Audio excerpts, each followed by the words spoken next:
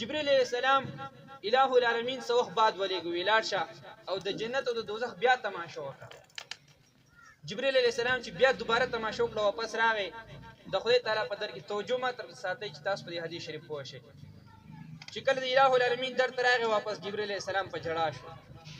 خدای پاک دې تپوس کوي جبريل امینه ته خو یو پېره لاړې ډېر خوشحاله واپس رالې دوباره چې رالې نو جاړې ولې؟ وی ربي کریمه وی جنت خو ډېر ښکلی و خو هغې ته چې تا کومه لاره دې ځله جوړه کړې نو لاره ورته ډېره سخته وه. نو ما یې که دا لاره دې خلکو وده نو ډېر کم خلک به دې جنت ته راشي او زیات خلک به دې ته ګوره که راشي. وی چې کله مې د دوزخ تماشه وکړه نو دوزخ ته دومره اسانه لاره جوړه شوې وه چې ما وی چې یقین مې نه راځي که د دې نه یو مخلوق هم بل خوا لاړ شي ټول به دې ته راځي.